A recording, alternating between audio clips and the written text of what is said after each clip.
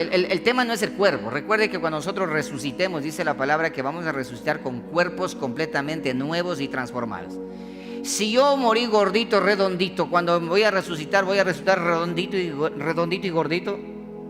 No, imagínate, por cualquier problema o accidente quedé yo sin 2 piernas y ya las piernas esas la cremación, ya pongámosle que fueron y le cremaron.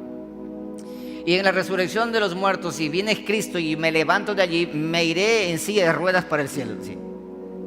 Fíjate, piensa nada más de eso. No está ligado nada de lo material a lo que Dios ha establecido. ¿Cómo fue creado Dios? Esta es la pregunta que se ha discutido mucho más en todo lugar, principalmente en las universidades, con los ateos. El ateísmo quien pregunta esto es una persona que tiene inclinación al ateísmo, a la rebelión absoluta contra Dios. ¿Quién creó a Dios? ¿Sí se han escuchado eso? A ver, ¿quién creó a Dios? Si Dios creó todo eso, ¿quién creó a Dios? El tema es que nunca lograrán entender, a menos que no se humillen delante del eterno Dios, nunca lo van a lograr entender quién es Dios. En primer lugar, deben saber quién es Dios antes de querer conocer su origen. Dios, dice la Escritura, y la creación mismo testifica que Dios es eterno. Y al ser un Dios eterno, en la eternidad, escuchen con atención, en la eternidad no existe tiempo, ni espacio, ni principio, ni fin. Entonces, ¿un ser eterno puede ser creado? Entonces, aquí viene la pregunta, dice, no, sí, alguien le creó, entonces hay otro Dios que lo creó. Ahora, ese Dios, ¿quién lo creó? Ya ese Dios, ¿quién lo creó? A ese Dios, ¿quién lo creó? Ya ese Dios, ¿quién lo creó? Retroceda hasta que tu mente se haga chicharrón. Pero vas a llegar a la conclusión de que existe alguien eterno. Y ese alguien eterno que no tiene fin, ni caducidad, ni principio, ni fin, ese es el Dios eterno, creador de los cielos y la tierra, tuyo y mío. Creador, dice la palabra en el libro de Colosenses, que a través de Jesucristo fueron creadas todas las cosas invisibles y visibles, y todo lo que está creado, sean tronos, dominios, potestades, todo ha sido creado por Él y para Él. Entonces existe un Dios eterno y cuyo origen es eterno. Ahora investiga pues esa eternidad. La mente finita de un ser creado, porque nosotros somos creados, a menos que piensen que son de la evolución del mono, qué sé yo, que de hecho ahora ya la evolución quedó totalmente fulminada con el descubrimiento de la genética y todo este tema del ADN y toda esa situación, ya se acabó el tema de la evolución, se quedó ahí pasmada totalmente. Entonces, empezar a preguntar de que quién creó a Dios y de dónde salió Dios, solamente una mente que ya trata de buscarle pretextos para rebelarse contra Dios puede encajonarse en esa pregunta. Y es el ateísmo absoluto, llega a esa conclusión. Pero aún así, siempre le quedará en la mente, ¿de dónde saliste? ¿De dónde salió todo? ¿De dónde salió? La ciencia dice que hay una mente inteligente. Existe una inteligencia soberana, y esa inteligencia soberana es eterna, es infinita. Por lo tanto, la respuesta ¿cuál es? ¿Cómo fue creado Dios? No fue creado. Él es Dios, eterno, y por todos los siglos de los siglos. ¿Qué hacer cuando una hermana no valora a la mamá? Y eso me atormenta y hay mucha discusión. La Biblia menciona muy claro al respecto de la familia. Cuando los hijos no honran a sus padres, existe una maldición sobre ellos. Pero si tú eres, mi querida hermana Andrea, tú eres de las que honras a tu papá y a tu mamá, pero tienes una hermana que no honra, no es tu problema. Tu problema es honrar tú a tu madre y a tu padre. Si tienes una hermana o un hermano, y eso de manera general, ellos no honran a sus padres, ellos están cavando su propio hueco, porque hay una ley de parte de Dios que en el antiguo pacto lo estableció. Y cuando existía un hijo así todo altanero y malcriado, o una hija, ¿qué debían hacer los padres? Llevarlo a los ancianos. Los ancianos lo juzgaban y le sacaban al patio y le mataban a piedrazos a los hijos malcriados, porque estaban irrumpiendo la ley de Dios. En el Nuevo Testamento vuelve Cristo Jesús otra vez a repetir lo mismo, que los hijos debemos honrar a nuestros padres. Pero hay hijos que no honran. No se amarguen por ellos que no honran, porque cada cual cosechará lo que sembró. La palabra de Dios dice que a nadie llamaréis padre en la tierra.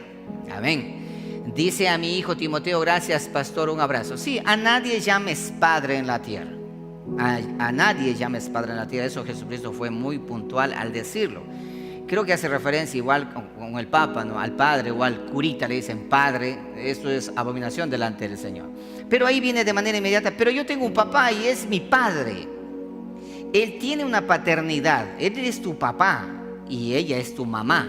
Ella es tu madre y él es tu padre, pero padre por progenitor, mas no como para adorar. A nadie llaméis padre como venerando y adorando.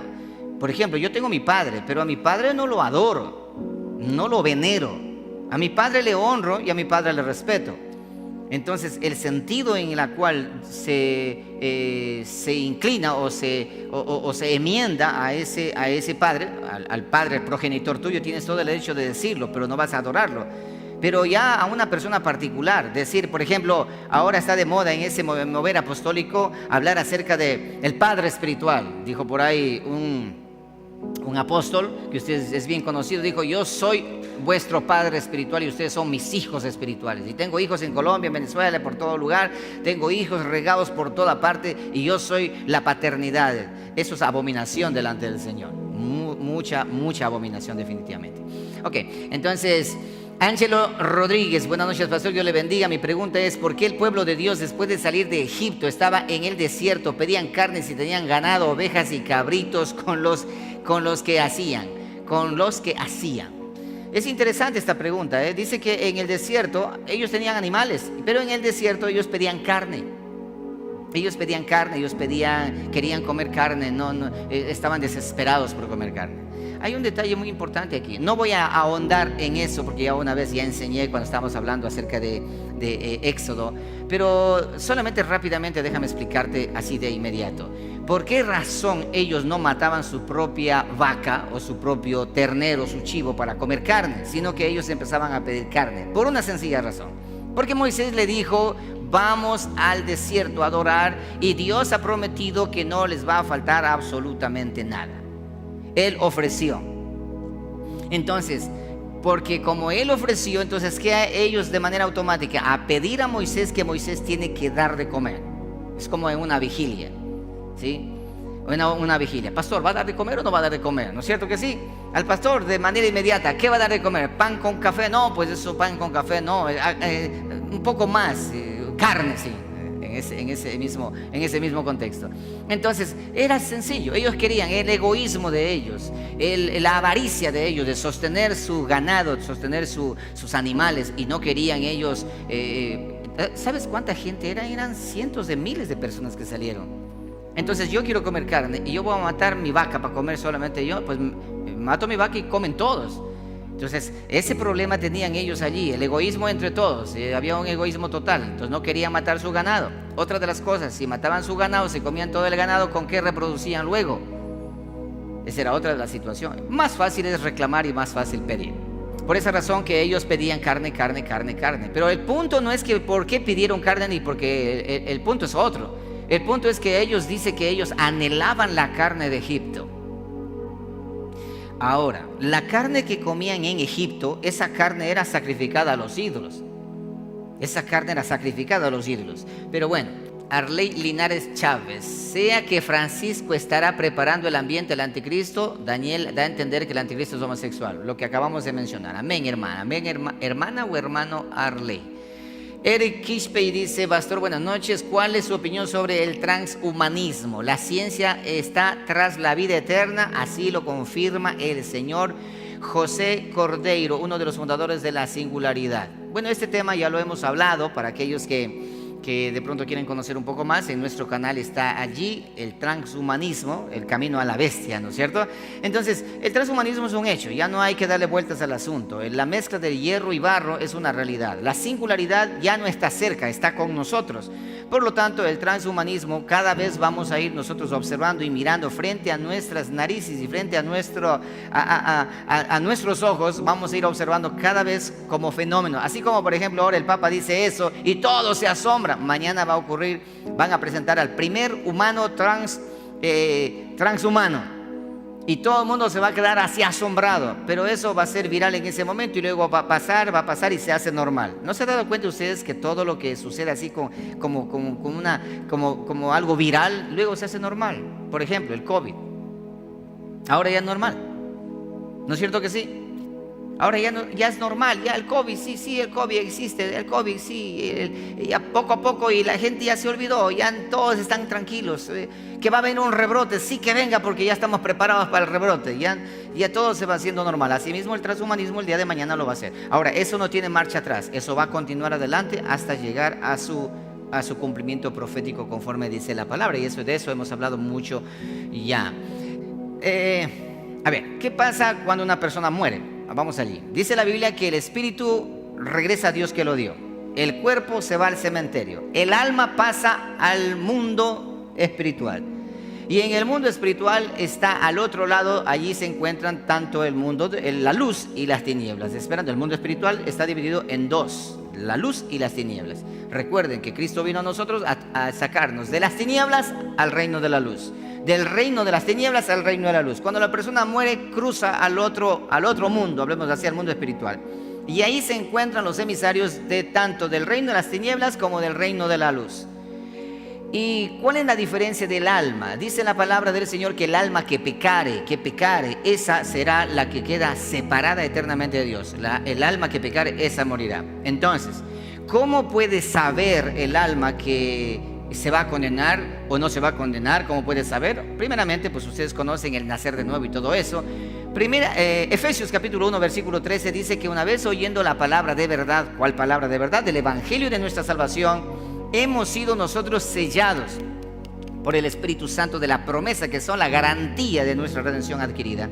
Entonces, cuando la persona muere, hay un sello, y ese sello al otro lado de la muerte, al otro lado de este mundo natural, en el mundo espiritual, ese sello identifica de qué lado eres, del reino de las tinieblas o del reino de la luz. Si estás sellado por el Espíritu Santo, conforme menciona la palabra, si estás sellado con ese sello, el reino de las tinieblas retrocede, el reino de la luz te toma para ti. Y si es que no hay ese sello, lamentablemente el reino de las tinieblas dice, ese es mío. Es como cuando un dueño de finca sella su ganado. ¿Para qué se sella un ganado en la finca? ¿Para qué? ¿Para qué?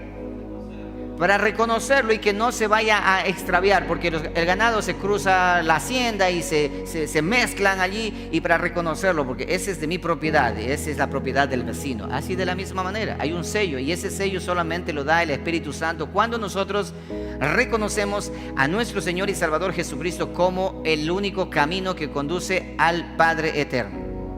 Al Padre eterno. Ustedes lo pueden leer en Efesios capítulo 1 verso 13, y hay varios textos más al respecto. Entonces, ¿qué pasa con el alma? Dice cuando muere una persona, y ya le expliqué. Entonces, el alma es la que tiene problemas.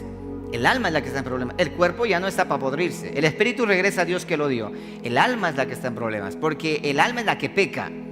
El alma es la que tiene deseos de comer. El alma es la que tiene deseos de dormir. Por eso que usted ven a un cadáver allí, él allí no tiene hambre, no tiene malicia, no tiene nada, porque el alma es la que no está allí. El alma es la que siente todos sus deseos. Usted está teniendo hambre en este momento, no es el cuerpo, es el alma que tiene hambre. Es el alma la que tiene esos deseos, es el alma la que miente, es el alma esto, es el alma todo. Por eso dice la palabra, el alma que pecare, esa es la que morirá. Bien.